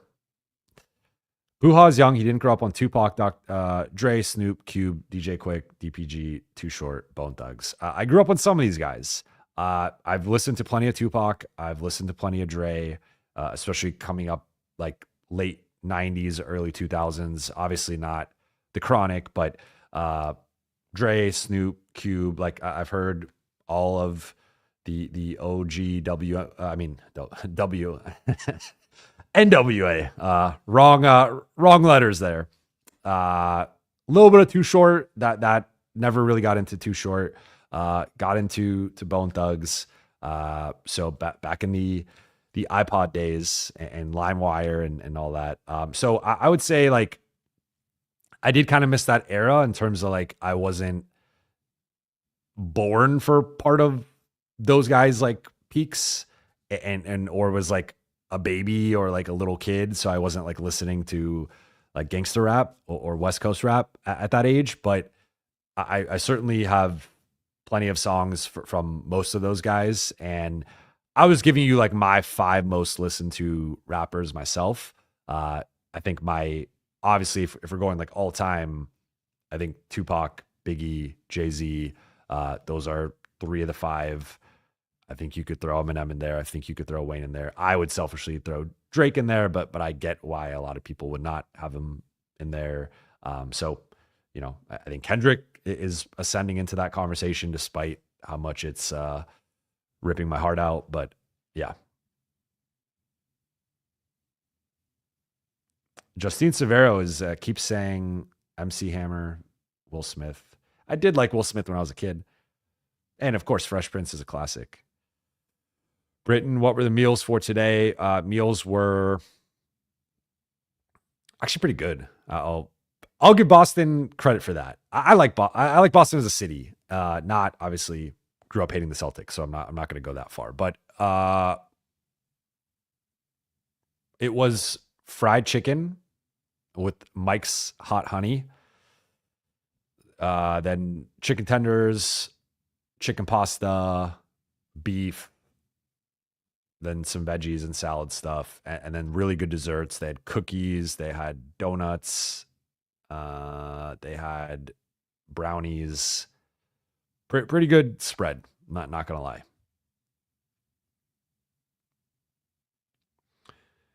How does it stack up to cryptos? Better dessert because there's more variety. I believe in variety, so or I value variety. More variety dessert wise than crypto. Overall food, I would say that the fried chicken was pretty good. I'm not gonna lie, especially by like media standards. So I think that the fried chicken, you could probably put that up with just about anything. It was in like fried wings specifically, wings and legs. I think you could. I don't know. It's up there. I would say Boston is one of the better ones. You also have to pay for it. Some most media meals you don't have to pay, so you would hope it's better if you got to pay for it. I think Charlie Bad tonight that LOG be locked onto personal topics. I think because everyone's over the game, people don't want to talk about it. Mr. TD Boo Hair channel probably not, but I might do a hair product at some point. That's. William Allen, Buha, who do you think got the most aura on the Lakers? I still got to go Braun. I mean, it's like, I think stars have the most aura. So I would say it's between Braun and Luka, but just Braun being Braun. I mean, it's hard to say someone has more aura than him. We're saying like, let's take those two guys away. I think Vando.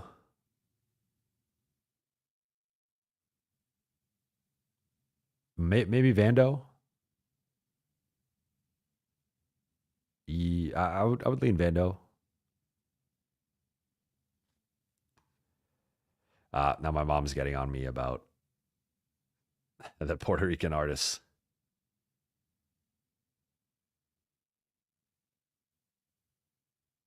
Ken Carter, were you a big party boy in college? Yeah, a little bit. I mean, I joined a frat for a bit, but one of the big things, like I would say more my freshman year and a little bit my sophomore year, but then as I started to get more into the industry and getting season credentials and going to games, like I had to give a lot of that up. So that was one of the sacrifices. I see Nas is another one.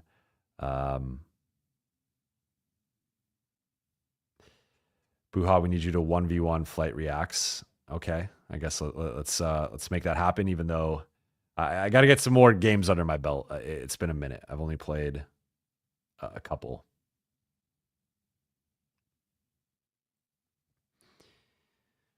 Okay, let's see. Just making sure I haven't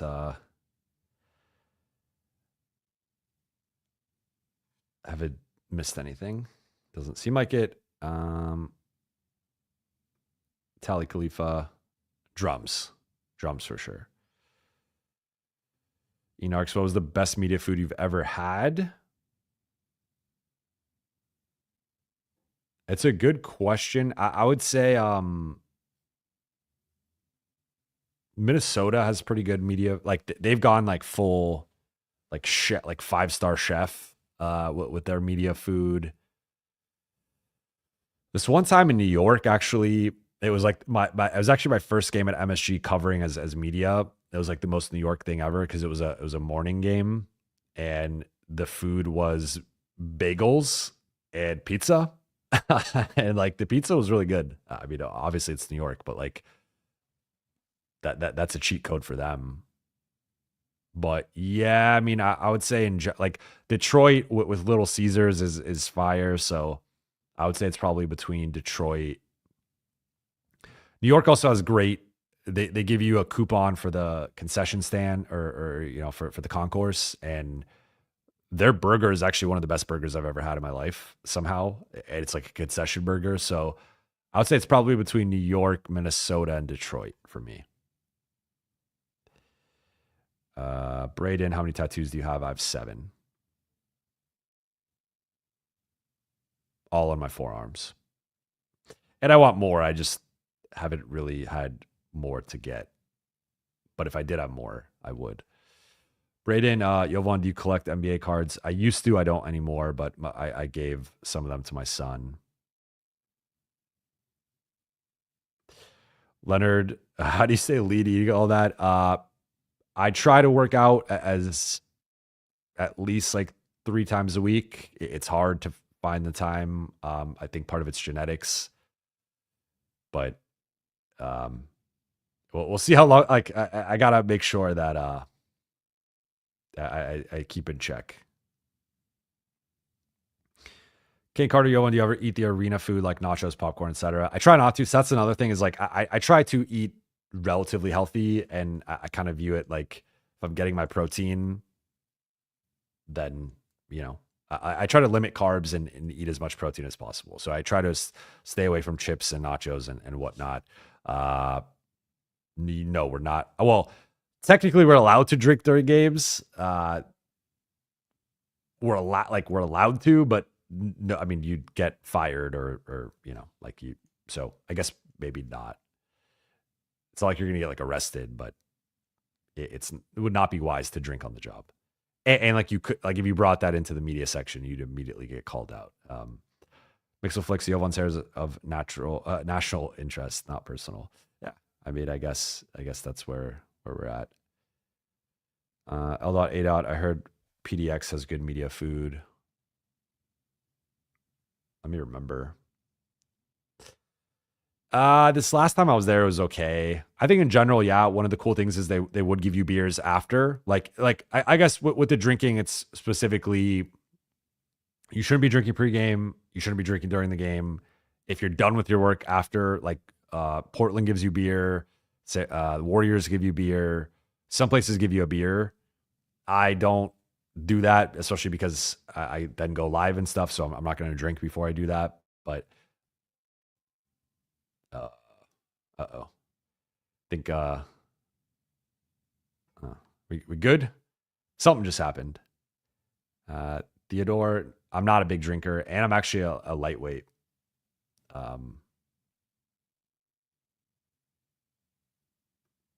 So that's fun. I'll let you out. You're a fan of Hustle. I am a fan of Hustle. Tali Khalifa, what is your favorite road arena?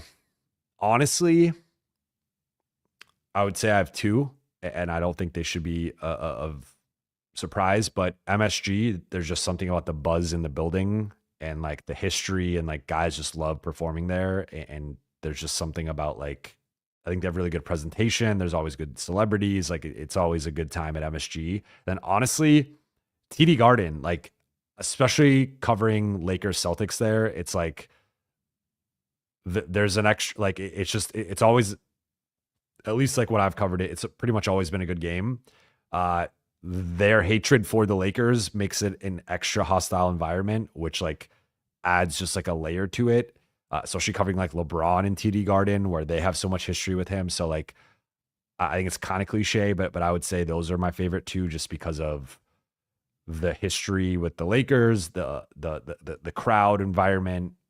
I will say, surprisingly, always a lot of Laker fans at TD Garden, which you wouldn't necessarily expect, but like Laker fans show out everywhere. So I guess maybe you should expect it, but I would think in Boston that would not be the case, but they show out hard. So, that always makes it fun. I think, Charlie, what's your favorite comfort food? Cheeseburgers by far. Cheeseburgers are my favorite food. I mean, it's tough between that and steak, but I would say, I don't know if I could have steak like every meal. I could have a cheeseburger every meal. and really like a double, triple-double, whatever. Dylan DeVille and Brooks. Is the Lakers season over? No more LeBron. No, unless I mean, I'm hoping I haven't missed any announcements or anything. I'm gonna double check, but no, Lakers season is far from over. Okay. This will be the last one from all right, I got these two and then I'm done. Art of War, Smash, or regular burger. I lean Smash, but it's got to be right. It's got to be the right bun. It's got to be the right cheese. I'm very particular with it. So like, I would say playing it safer, I would say regular, but like in terms of peak, I think Smash. And then L.A. D-Wade talked about Bron's cookies being his road comfort. What keeps you going or provides comfort on the road? Coffee. I had 3 coffees today. I love coffee. I get up to have my first coffee, to then have my second coffee, and it's probably not healthy but look, there's far worse addictions that I thankfully don't have. So I will take the coffee/caffeine addiction. And then Mint Million says, how often are players required to do media after the game? Players are, this is a thing where I'm going to let you guys in on this, because sometimes I see when guys don't talk, people defend the players or whatever, but players are contractually obligated to be made available every single game. And we request to the Lakers, here are the 4 to 6 players we want to talk to. Every game it's LeBron and Luka. Pretty much every game it's Austin. And obviously before it was AD. But players are contractually obligated to talk every single game when requested.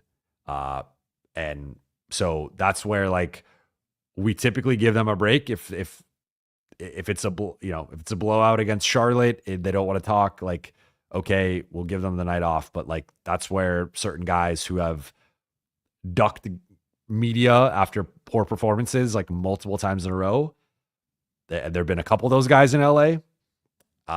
That's where we start to have an issue with it, because it's like you are in the CBA and like part of that, they're getting their TV money and all that stuff, but part of that agreement is they have to talk.